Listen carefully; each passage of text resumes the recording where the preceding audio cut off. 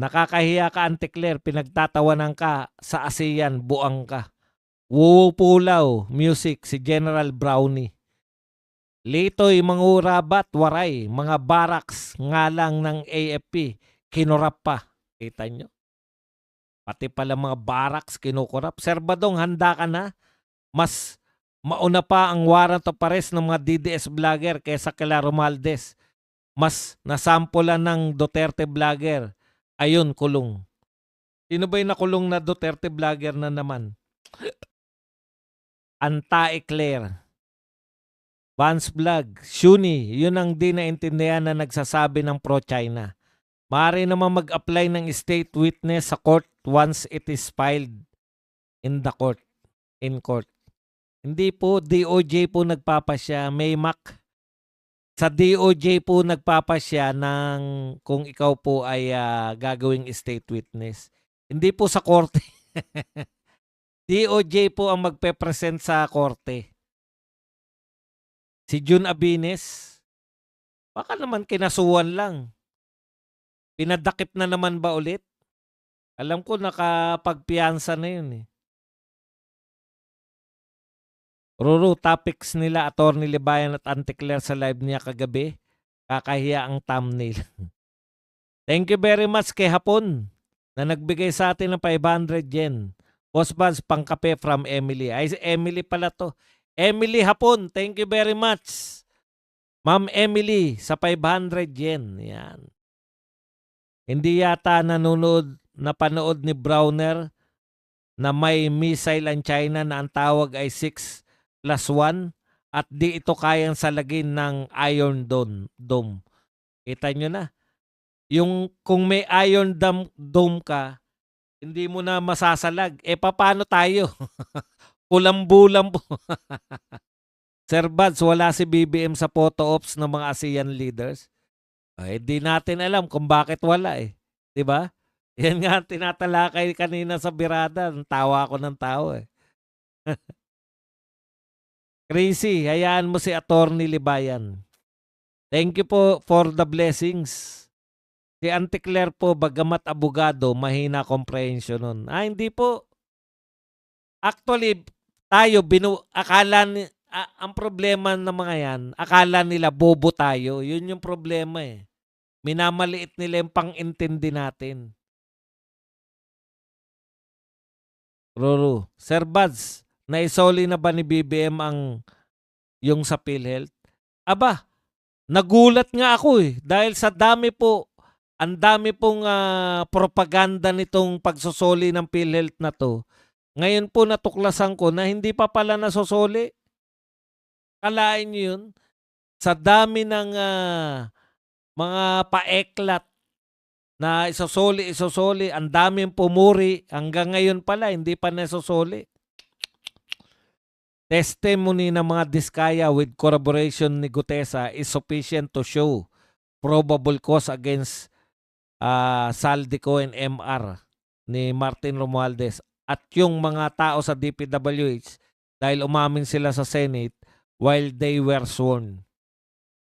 Yung mga taga DPWH, ang sinabi nila, Saldico lang. Si Gutesa at Diskaya lang yung Martin. Mukhang parehong si Gutesa, ayaw niya mag-state witness eh. Ito naman si mga mga Diskaya, ayaw na nila, inayawan pa sila. Doble. Tsaka ayaw naman talaga silang gawing state witness. Kasi kahit yung sinasabi na magsoli sila, bakit hindi prenesyuhan kung magkano isusoli?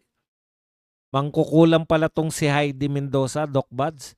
Binatikos namin kasi siya ni Ma'am Joy Cruz, aka Dibibre, kahapon nung nag-usap kami.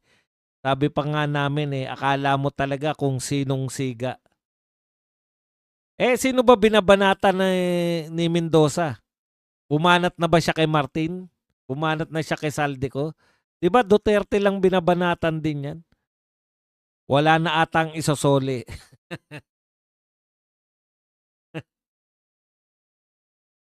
Malaman mo, galing din pala sa budget yung isosoli. Ibig sabihin nagastos na nila tapos magmumula sa budget ng 2026 yung isosoli. Grabe talaga. Malupit talaga 'tong gobyerno natin, eh. So amazing. 2026 budget daw kukunin ang, pambayad sa PhilHealth. Correct. Ang yabang, isosoli, yung pala kukunin pa rin sa budget. Ibig sabihin ginastos pa rin nila ngayon. Ngayon nila kinuha yan, eh. Teka nga pala, 'di ba sabi isosoli daw yung kay Remulla pala yun, 'di ba? Yung kay Remulla ang sinoli.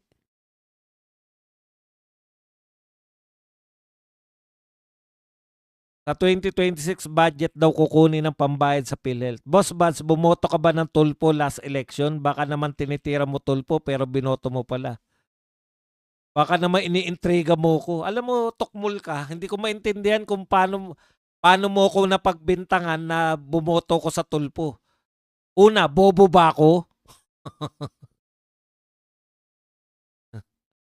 Alam mo ng mga tulpo. Alam mo ng mga tulpo, bata ng mga Marcos ang mga Romualdez Marcos. Tapos iboboto ka pa. Ang liit naman ng tingin mo sa akin, King. Porkit King ang pangalan mo.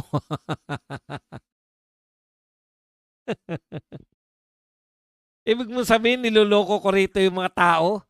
Alam mo, eto King bakit ako makikipaglokohan na ako ay Duterte? Pwede naman akong makipaglokohan na ako ay Marcos, baka malaki pa kinikita ko ngayon. Naintindihan mo ba? Walang binibigay ang mga Duterte sa mga vlogger. Di mo naintindihan yun, no? Intriga, no? Pagpasok. Baka naman binoto mo. Nangopya ka ba sa akin?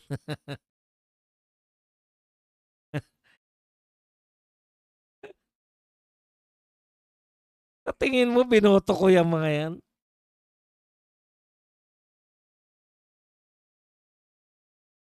Shuni. Emma Fernando, Ma'am Emma, Badong, 'di ba sabi ko sa iyo, pudol na naman si Bangag sa PhilHealth. Kaya nga Ibig sabihin, hindi talaga nila sinoli. Kasi iba yung soli. Ang soli po mga kapatid, yung perang kinuha nyo, sinuli nyo. Ito po, babudgetan ng 2026 budget. Hindi po sinuli yun. Pinadgetan nyo lang yung kinuha nyo sa PhilHealth. Kumbaga, imbes na ito lang yung budget ng PhilHealth, nagdagdag kayo dahil yung ginastos nyo last year.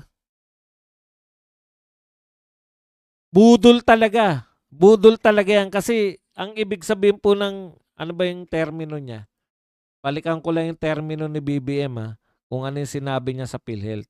Ito. I'm happy to be able to announce dahil sa ating mga ginagawa, yung 60 billion na yan, ibabalik na natin sa PhilHealth. Ang iba po yung ibabalik sa pupondohan. Kung 2026 budget po magmumula yan, pinondohan na po nila. Ibig sabihin, wala po silang binalik. Pupondohan na lang nila yung dati nilang kinuha. Paano mo ibabalik? Nalusaw na yun.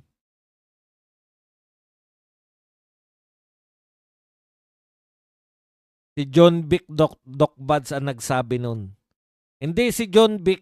Hindi, ito nga po, binasa ko na Ibabalik daw sabi ni BBM. Pag sinabi po kasing iba pa yung kay John Vic, iba pa yung pera ni John Vic. Pag sinabi kasing ibabalik, nariyan yung pera, di ba isosoli? Gandang gabi rin sa'yo, Ferdinand Manuel. Si George Garcia nagpanalo dyan sa tulpo. King Lopez, parang ikaw pa na yung reklamo at ngal-ngal kay Robin Padilla pero binoto mo pala, ganyan na ba kaliit ang utak mo? Yolanda Domingo, yun. Kayang yakap na project, paano yun? Saan kaya kukuha ang gobyerno ng panggastos doon, Sir Buds? Alam niyo po, ganito po yan, no? Kaya nga po, maganda si Marcoleta dahil simula lang po yung flood control. Balak niya pong imbestigahan lahat yan, mga akap, yung mga ayuda. M- Tansya ko lang ha, tansya ko lang malaki rin pong ano rin, marami rin pong mga naibulsa dyan sa ayuda-ayuda na yan. Bakit? Yung binigay po, yung budget po ng ayuda ngayon, 500 billion a year. O umabot pa nga ng 600 billion, 500 to 600 billion a year ayuda. Samantalang kay Tatay Digong, yung buong budget na yung dinagdag para sa COVID, kasama na yung ayuda tsaka pambili, kalahati lang po. So yung 2 taon na may pandemic tayo, 1 taon lang yan ng ayuda ngayon ni BBM.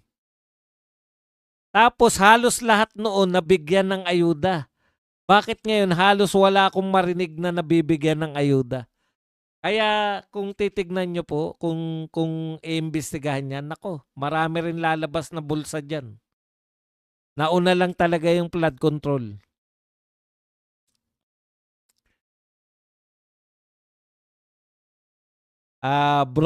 Bron Bermix, teaser ni Lacson na walang katorya-torya. Wala silang maibabalik na paghatian na yun. Kaya dalawa lang talagang trabaho ng gobyerno na to. Ngayon, mag-tax lang na mag-tax tapos nanakawin lang nila. May isa pa, lahat ng corruption, nawala.